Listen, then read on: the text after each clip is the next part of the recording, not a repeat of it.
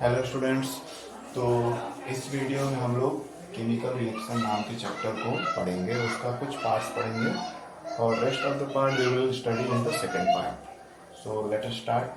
तो सबसे पहले, जैसा कि चैप्टर का नेम है केमिकल रिएक्शन, इसको समझते हैं कि ये क्या होता है।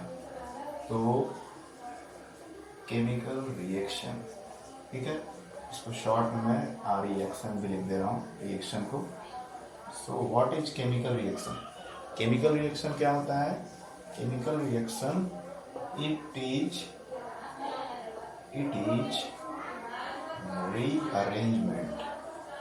रीअरेंजमेंट ऑफ substances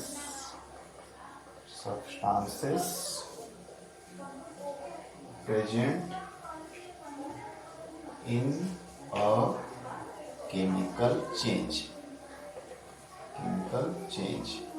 ठीक है, यानी किसी भी केमिकल चेंज में आपने पहले के क्लासेस में पढ़ा होगा कि केमिकल चेंज एक ऐसा चेंज होता है जिसमें कोई नया सब्सटेंस बनता है और वो रिवर्स नहीं हो सकता है। ठीक है, तो केमिकल चेंज में जो भी सब्सटेंस है मिक्स हो रहे हैं उनका रीअरेंजमेंट होता है।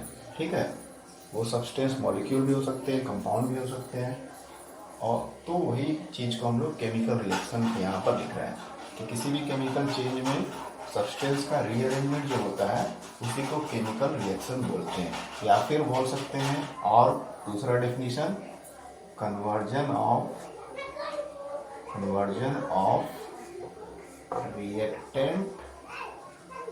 Reactant into products. Conversion of reactant into products, यानी जब कोई रिएक्टेंट प्रोडक्ट में कन्वर्ट हो जाए, यानी कोई इनिशियल चीज़ है वो किसी और फॉर्म में चेंज हो जा रहा है, कुछ नया बना दे रहा है जिसको हम लोग प्रोडक्ट बोल रहे हैं, तो उस तरह के जो सेटअप है, उस तरह की जो प्रोसेस है, उसको भी हम लोग क्या बोलते हैं? केमिकल रिएक्शन बोलते हैं। ठीक है, केमिकल रिएक्शन। ठीक, तो ओवरऑल केमिकल रिएक्शन का मतलब क्या हुआ? Rearrangement of the substance present in a chemical change. कोई भी केमिकल चेंज कहीं पर होता है तो उसमें जो सब्सटेंस है इन्वॉल्व होते हैं, ठीक है, उसमें जो उनका रीअरेंजमेंट होता है उसी को हम लोग केमिकल रिएक्शन बोलते हैं। या फिर दूसरे शब्दों में दूसरा डेफिनेशन बोल सकते हैं कि conversion of reactant into products, या कोई रिएक्टेंट प्रोडक्ट में चेंज हो रहा है उसको भी हम लोग केमिकल रिएक्शन बोलते हैं। अब ये रिएक्टेंट और प्रोडक्ट क्या है इसको समझना है, तो इसको भी समझ लेते हैं, what is reactant and what is product. ठीक, तो रिएक्टेंट वो सब्सटेंस होता है जो किसी भी केमिकल चेंज के पहले का सब्सटेंस होता है। ठीक है, यानी कोई रिएक्शन हुआ नहीं, कोई केमिकल चेंज नहीं हुआ, इनिशियल सब्सटेंस को हम लोग रिएक्टेंट बोलते हैं।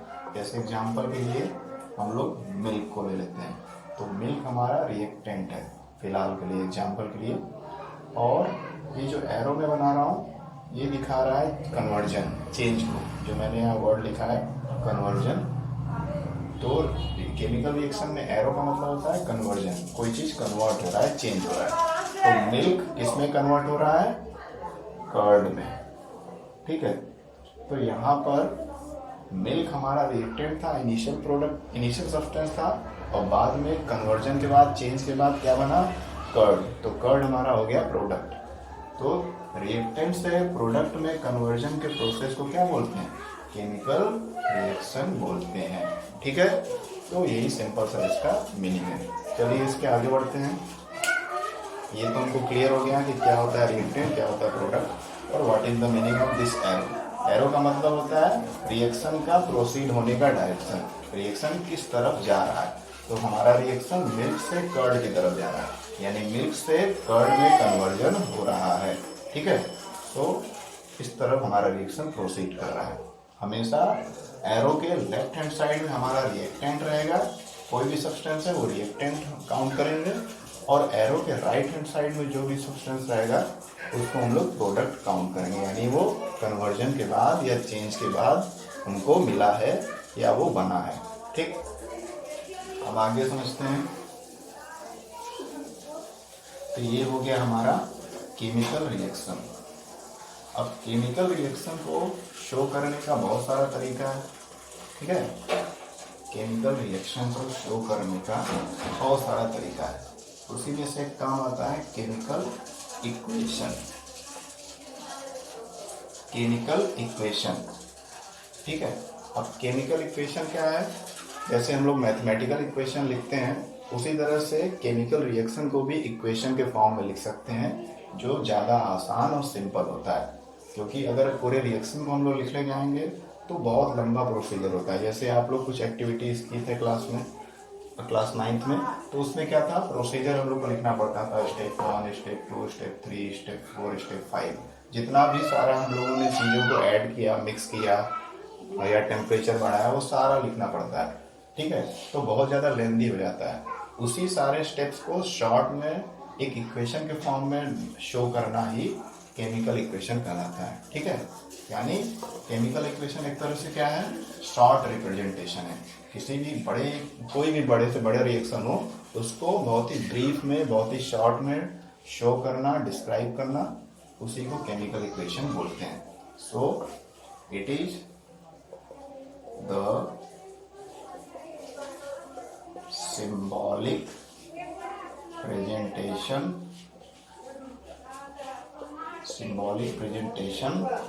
of substance involved in a chemical reaction, ठीक है। तो किसी भी केमिकल रिएक्शन में जो भी सब्सटेंस है, जो भी मॉलिक्यूल है, सब्सटेंस के जगह पे कुछ भी हो सकता है, मॉलिक्यूल या कंपाउंड, कुछ भी, इसलिए हम लोगों ने कॉमन वर्ड लिख दिया सब्सटेंस। तो किसी भी केमिकल रिएक्शन में कोई भी सब्सटेंस को सिंबल के रूप में लिखना, ठीक है। केमिकल फार्मूला जिसको हम लोग बोलते हैं, क्लास 9 पे पढ़े हैं, तो उसके केमिकल फार्मूले के रूप में लिखना, बहुत ही शॉर्ट में लिखना, उसी को हम लोग केमिकल इक्वेशन बोलते हैं। सो chemical equation means the symbolic presentation of substances involve in a chemical reaction. एक केमिकल रिएक्शन में जो जो सब्सटेंस इन्वॉल्व हैं, उनको सिंबल के रूप में लिखना ही केमिकल इक्वेशन कहलाता है। जैसे कि एग्जाम्पल के लिए मैंने कोई वर्ड में इक्वेशन लिख दिया या केमिकल रिएक्शन लिख दिया, वाटर को इलेक्ट्रिसिटी दिया गया, ठीक है। वाटर को इलेक्ट्रिसिटी दिए तो वाटर हाइड्रोजन गैस और ऑक्सीजन गैस में ब्रेक हो गया, ठीक है।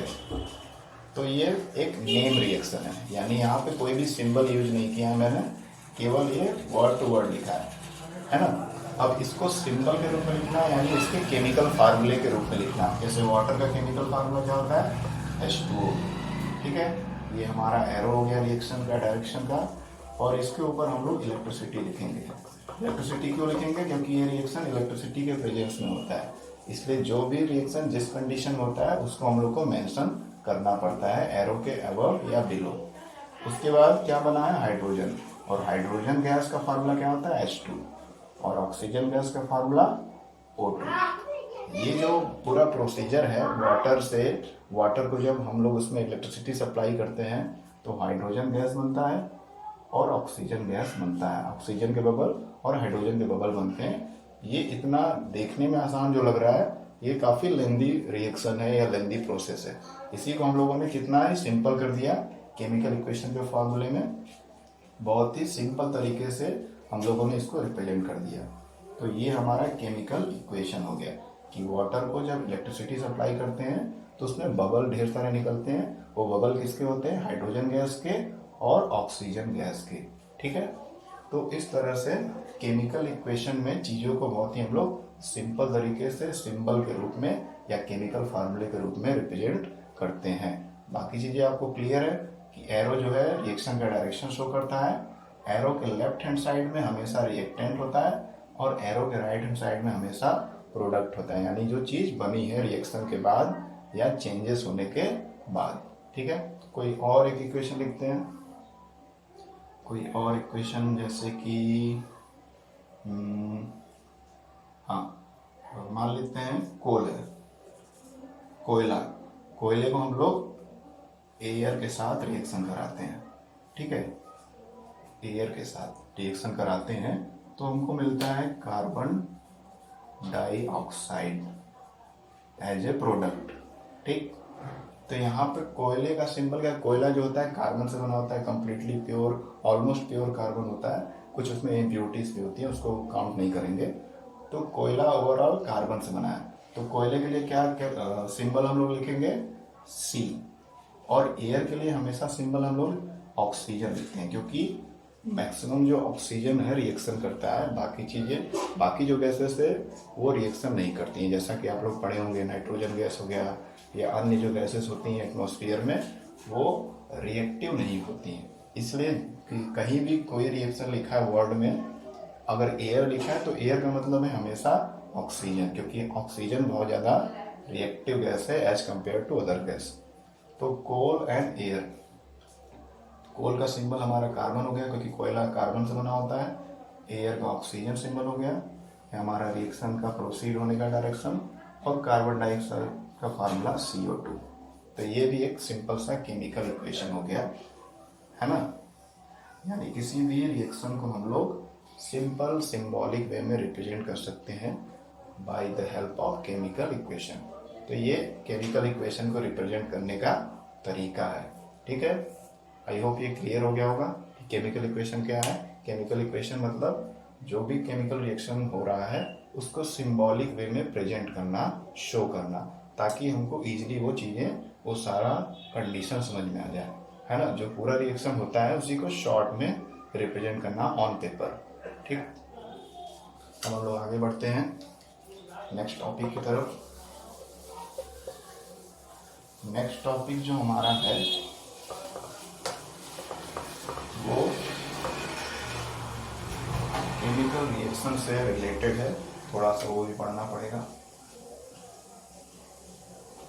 केमिकल रिएक्शन जैसा हमारा चैप्टर का नाम ही है, तो केमिकल रिएक्शन में अलग अलग कंडीशन में केमिकल रिएक्शन या केमिकल चेंजेस हम लोग को देखने को मिलते हैं, है ना। जैसे आप पिछले क्लासेस में पढ़े होंगे कि केमिकल चेंजेस अलग अलग कंडीशन में हमको देखने को मिलते हैं, हमको ऑब्जर्व करने को मिलते हैं। जैसा पहला कंडीशन है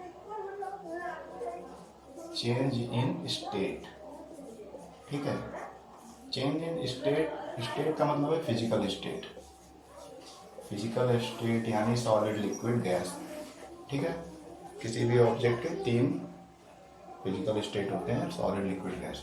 तो केमिकल चेंज के दौरान क्या होता है कि कुछ नया प्रोडक्ट भी बनता है, साथ ही साथ कुछ फिजिकल चेंजेस भी देखने को मिलते हैं। इसका एग्जाम्पल हम लोग ले सकते हैं, सबसे सिंपल सा कैल्शियम कार्बोनेट।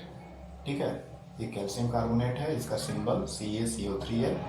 अब इसको हीट करते हैं, ये हीट करने का सिंबल है, यानी हीट के प्रेजेंस में ये रिएक्शन हो रहा है, हीट दी जा रही है कैल्शियम कार्बोनेट को। तो कैल्शियम कार्बोनेट कैल्शियम ऑक्साइड और कार्बन डाइऑक्साइड में कन्वर्ट हो जा रहा है। ठीक है, अब यहाँ पे इसका फिजिकल स्टेट क्या है, कैल्शियम कार्बोनेट का फिजिकल स्टेट है सॉलिड। सॉलिड के लिए ब्रैकेट में स्मॉल s लिखते हैं। ठीक है, जितना भी हमारा रिएक्टेंट या प्रोडक्ट सॉलिड फॉर्म में होता है, ये आपको लर्न करना पड़ेगा रिएक्शन बाय रिएक्शन, तब चीज़ें आपको याद हो जाएंगी। ठीक है, तो कैल्शियम कार्बोनेट सॉलिड फॉर्म में होता है, कैल्शियम ऑक्साइड भी सॉलिड फॉर्म होता है, इसलिए ब्रैकेट में स्मॉल s। कार्बन डाइऑक्साइड हम सभी जानते हैं कि मोस्टली ये गैसियस फॉर्म में होता है। ठीक है, तो यहाँ पर इस केमिकल रिएक्शन के दौरान आप देख रहे होंगे कि सॉलिड सब्सटेंस था कैल्शियम कार्बोनेट, इसको गर्म किए, इसको हीट दिए, तो हमको 2 प्रोडक्ट मिले। एक तो सॉलिड फॉर्म में मिला कैल्शियम ऑक्साइड, और एक गैस बना हुआ मिला कार्बन डाइऑक्साइड। ठीक है, तो यहाँ पे चेंज इन स्टेट हमको देखने को मिल रहा है कि सॉलिड रिएक्टेंट से हमको एक सॉलिड प्रोडक्ट और एक गैसियस प्रोडक्ट मिल रहा है। यहाँ फिजिकल स्टेट में भी चेंजेस देखने को मिल रहे हैं, साथ ही साथ केमिकल चेंज तो हो ही रहा है इसमें। ठीक है, अब दूसरा कंडीशन देखते हैं, change in colour. Change in colour यानी कभी कभी हम लोग देखते हैं कुछ रिएक्शन में स्टार्टिंग में कुछ और कलर होता है, और जब कुछ मिक्स कर देते हैं तो कलर कुछ और हो जाता है। तो ऐसा भी बहुत ही अट्रैक्टिव चेंजेस देखने को मिलता है। ठीक है, और वो चेंजेस क्यों होता है, क्योंकि केमिकल चेंज वहाँ पे होता है, कुछ नया सब्सटेंस फॉर्म करता है। एग्जाम्पल के लिए कॉपर है। ठीक है, इसको Cu, कॉपर को जब ऑक्सीजन के प्रेजेंस में हीट करते हैं तो बना जाता है कॉपर ऑक्साइड। ठीक है, ये बनता है। क्लियर। अब यहाँ पे कॉपर का आप कलर अगर ध्यान से सोचेंगे तो कॉपर का कलर ब्राउन कलर का होता है। कॉपर यानी तांबा, ठीक है, तो यहाँ ब्राउन कलर का होता है। जैसे ही उसको ऑक्सीजन के प्रेजेंस में जलाते हैं तो एक नया कंपाउंड बन जाता है ऑक्सीजन से रिएक्शन करके, और इसका कलर कंप्लीटली डिफरेंट होता है इससे। ये हो जाता है कॉपर ऑक्साइड ब्लैक कलर का। ठीक है, तो ऐसे अनगिनत बहुत सारे रिएक्शन हैं, आपको कुछ ही गिने चुने 1-2 रिएक्शन लर्न करने हैं अलग अलग कंडीशन के। तो यहाँ कलर चेंज का एग्जाम्पल सबसे सिंपल हो गया कि कॉपर को जब हीट करते हैं ऑक्सीजन के प्रेजेंस में तो कॉपर ऑक्साइड बनाता है। इनिशियली कॉपर ब्राउन कलर का होता है, लेकिन रिएक्शन के बाद वो ब्लैक कलर का हो जाता है। ठीक है, अब आते हैं तीसरे कंडीशन पे। ये कंडीशन आपको क्लियर हो गया। तो तीसरा कंडीशन क्या है? तीसरा condition evolution of gas. Evolution of gas यानी कुछ ऐसे भी केमिकल रिएक्शन होते हैं जिसमें गैस प्रोड्यूस होता है या गैस एज ए प्रोडक्ट हमारा बनता है। एग्जाम्पल के लिए अभी जो हम लोगों ने डिस्कस किया था कुछ देर पहले, वाटर का रिएक्शन लेते हैं कि वाटर में जब इलेक्ट्रिसिटी सप्लाई करते हैं, ठीक है, तो hydrogen gas plus oxygen gas बनता है। गैस के लिए हमेशा हम लोग अप साइड एरो बनाते हैं, यानी गैस जो होता है हल्का होता है, ऊपर जाता है, इसलिए अप साइड एरो बनाते हैं। तो ये हमारा लिक्विड स्टेट होता है वाटर, और जब इसमें इलेक्ट्रिसिटी सप्लाई करते हैं तो 2 तरह के बबल बनते हैं, 2 तरह के बुलबुले बनते हैं। वो बुलबुले किसके होते हैं? बबल्स होते हैं हाइड्रोजन गैस के और ऑक्सीजन गैस के। ठीक है, तो ये एक रिएक्शन हो गया जिसमें हम लोग को क्लियर दिख रहा है कि गैस प्रोड्यूस हो रहा है। इवोल्यूशन ऑफ गैस, इवोल्यूशन का मतलब होता है प्रोडक्शन ऑफ गैस। तो कुछ केमिकल चेंज में गैस का भी प्रोडक्शन होता है। ठीक, अब नेक्स्ट कंडीशन पे चलते हैं। Change in temperature. Change in temperature ये बहुत ज़्यादा इम्पोर्टेंट है, इस पे काफ़ी क्वेश्चंस आते हैं। तो टेम्परेचर में क्या चेंज होता है? जब हम लोग रिएक्शन करते हैं तो केमिकल रिएक्शन के दौरान टेम्परेचर में बहुत सारा चेंजेस आता है। कभी कभी टेम्परेचर रिएक्शन का बढ़ जाता है, यानी गर्म हो जाता है सोल्यूशन, तो कभी कभी सोल्यूशन बहुत ठंडा हो जाता है, उसका टेम्परेचर लो हो जाता है। तो ये दोनों कंडीशन हमको पढ़ने हैं। तो 2 तरह के कंडीशन हमको इसमें देखने को मिलते हैं। एक होता है हाई टेम्परेचर, हाई टेम्परेचर यानी कि एक्सोथर्मिक, एक्सोथर्मिक रिएक्शन, और लो टेम्परेचर, लो टेम्परेचर यानी नीचे की तरफ एरो टेम्परेचर डाउन होता है, यानी कि एंडोथर्मिक रिएक्शन। ठीक है, एंडोथर्मिक रिएक्शन। ठीक, तो चेंज इन टेम्परेचर के बेसिस पे 2 तरह के कंडीशन होते हैं। टेम्परेचर जब बढ़ जाता है रिएक्शन का और बहुत ज़्यादा हीट प्रोड्यूस होता है तो उसको हम लोग एक्सोथर्मिक टाइप ऑफ रिएक्शन बोलते हैं। और लो टेम्परेचर का मतलब है जब कुछ चीज़ों को मिक्स किया जाता है या कोई केमिकल चेंज होता है तो ओवरऑल टेम्परेचर पूरे सोल्यूशन का घट जाता है, तो वहाँ पे एंडोथर्मिक टाइप ऑफ रिएक्शन होता है। एक्सोथर्मिक रिएक्शन का मतलब है हीट प्रोड्यूस होना। क्या होना? हीट प्रोड्यूस होना। हीट प्रोड्यूस होगा तो जनरली टेम्परेचर बढ़ेगा ही, तो टेम्परेचर काफ़ी बढ़ जाता है। और एंडोथर्मिक में क्या होता है? हीट एब्जॉर्ब होना। हीट एब्जॉर्ब कर लेगा अपने अंदर तो सारा जो टेम्परेचर होगा वो नीचे चला जाएगा। ठीक है, तो 2 तरह के रिएक्शन होते हैं चेंज इन टेम्परेचर के बेसिस पे, एक्सोथर्मिक और एंडोथर्मिक है। Exothermic reaction are those reaction in which heat is produced, and endothermic reaction are those reaction in which heat is absorbed. चलिए हम इन दोनों कंडीशन पे एक एक रिएक्शन को समझ लेते हैं, एक्सोथर्मिक एंड एंडोथर्मिक।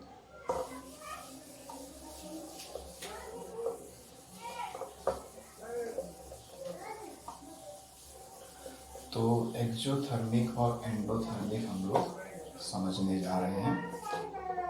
सबसे पहले एक्सोथर्मिक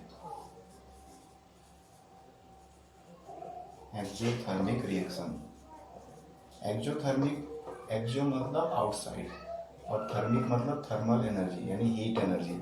जब हीट एनर्जी बाहर की तरफ निकलती है, प्रोड्यूस होती है, तो उसको एक्सोथर्मिक टाइप ऑफ कंडीशन बोलते हैं। इस तरह का रिएक्शन कई सारा होता है। जैसे सबसे सिंपल एग्जांपल इसका है रेस्पिरेशन रिएक्शन। जो हम लोग रेस्पिरेशन करते हैं यानी हमारे बॉडी में जो फूड ब्रेक होता है उससे एनर्जी प्रोड्यूस होता है, वो एक तरह का किस तरह का रिएक्शन है? एक्सोथर्मिक टाइप ऑफ रिएक्शन है। ठीक है, तो रेस्पिरेशन हमारा ये एक एग्जांपल है एक्सोथर्मिक टाइप ऑफ रिएक्शन का। इसको कैसे सिंबॉलिक वे में लिख सकते हैं? तो हम लोग फूड लेते हैं, फूड हमारा ग्लूकोज के फॉर्म में होता है और वो ग्लूकोज जो है हमारे बॉडी में जब हम लोग ब्रीथिंग करते हैं, सांस लेते हैं, तो ऑक्सीजन से रिएक्ट करता है। ठीक है, ऑक्सीजन से रिएक्ट करता है और ऑक्सीजन से रिएक्ट करने के बाद इसका कंबशन होता है, बॉडी के अंदर हीट प्रोड्यूस होता है और इन दोनों के बीच में रिएक्शन होता है जिससे ग्लूकोज टूट जाता है, ब्रेक हो जाता है। किसमें?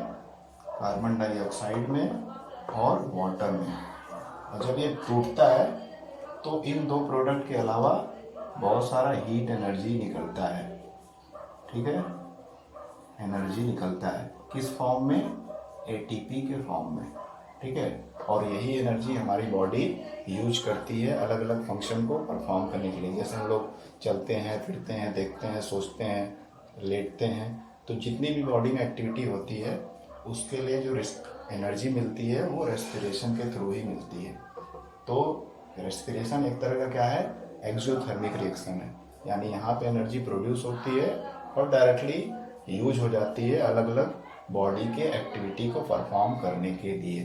ठीक है, एनर्जी के लिए एरो अपसाइड बना सकते हैं क्योंकि एनर्जी प्रोड्यूस हो रही है, निकल रही है और बाद में यूज भी हो जा रही है हमारे बॉडी सेल्स, टिश्यू और ऑर्गन के द्वारा।